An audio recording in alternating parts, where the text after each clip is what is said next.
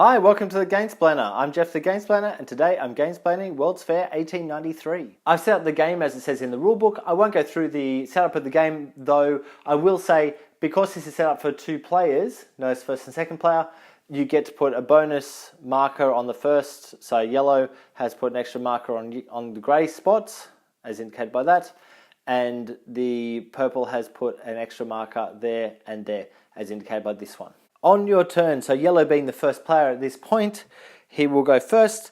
The first thing he'll do is select one of the 5 spots and he'll add an extra marker to that spot. So for example, he might go there.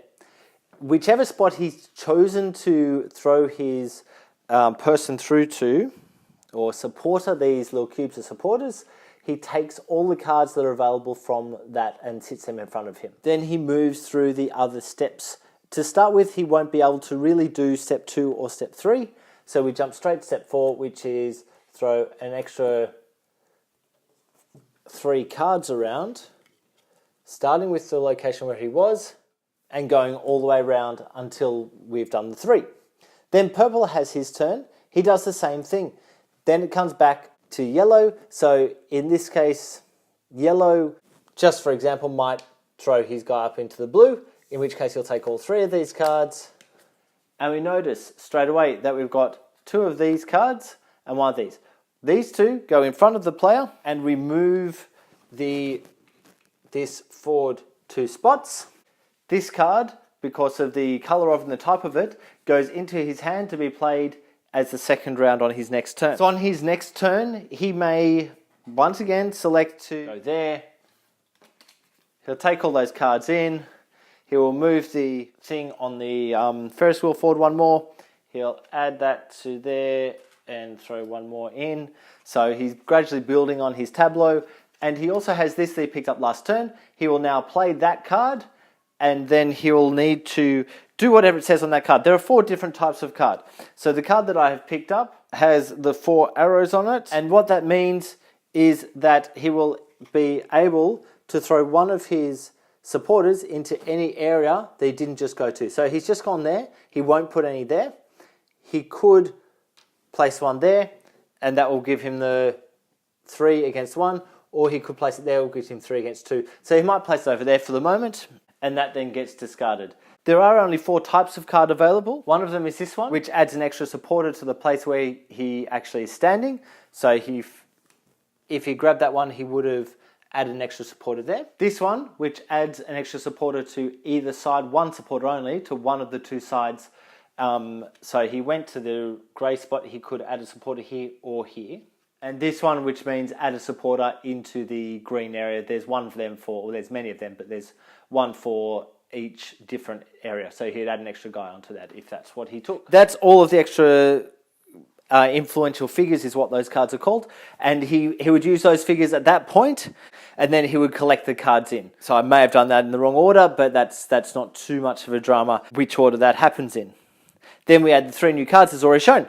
That play continues until this marker gets pushed all the way around to the bottom. First up, we stop whenever a player has got the marker to the bottom again. This moves along to the right hand side. You get 1 money for every one of these cards that you've got, plus whoever has the most of these cards will get an extra 2 money as a bonus for having the most. So this player would get 5 money, 2 for having the most, and then 3 for each of the tickets that he has. They then go into the discard pile. You then score points for being the leader in a certain area. In a 2-player game, that gives the winner of an area one of these pieces, which is worth 2 points, just like these ones down there, but they've got little things to say that was for being the most in an area. And then they will get to enact or enable up to 3 of their spots within that area. So, for example, yellow has won this one,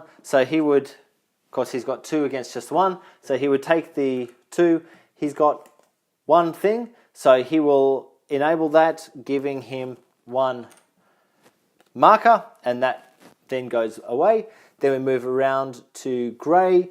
Once again, yellow, and yellow is probably going to win most of these simply because yellow is the ahead on stuff. So I won't go through all of them, but yellow once again is 1. He's got 2 of these, so he gets the marker for winning, plus he just traded in 2 of those tokens, etc., all the way around. The number of things that you can trade in comes down to the card. So we're playing a 2-player game, which means the first player will get that and to be able to do 3 or maximum of 3 things. If this was a 4-player game, the person who was first would get 4 money worth or 4 points worth, plus can do 3 things, and the second player would get to do a thing. And there's also rules for tying on the certain amount or the amount that are in each area. The other thing that then happens is you then halve the number of supporters that you have out. So in this area, this player, yellow, has 2 and purple has 1. So yellow would take 1 back, halving what they had. You always round up, so the purple would stay the same. Here's the same, so I'll take 1 back. So 3 halved is 1.5. We round that, so it's just the 1 comes off. And once again, purple only had the 1. Purple would lose 1, yellow would lose 1 there. They both have just the 1 on the yellow spots, and purple would lose 1 there. From that point, we go back into play, so that moves along, and we go for another round. This goes all the way around again and gets scored. Then a third time goes all the way around and gets scored a third time.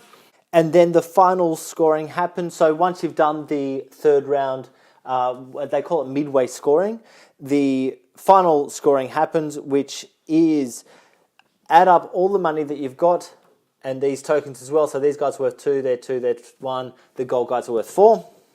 And then you're going for different colours of these sets. So you'll notice that this is marked from left to right. 15 points if you can get 1 of each different colour. And then for each extra set. So what I've currently got, I've got 2 grey and 1 of the red ones. That's worth, these 2 are worth 3. And that one's worth 1.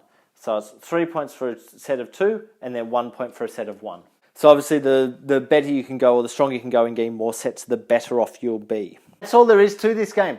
There is no more. It goes for 3 rounds. It should run through fairly quickly. It can get bogged down in people just staring at it, kind of trying to do the math on who's going to be in the most appropriate spots. But that's the essence of the game. If you have any questions or comments, please write them below. If you have any games that you wish to be Gamesplayed, please shoot me an email at thegamesplainer@gmail.com. Follow me on Instagram and Twitter at thegamesplainer to see what games I've been playing. Subscribe to my videos to keep up to date with the games that I'm gamesplaining. And until next time, enjoy gaming.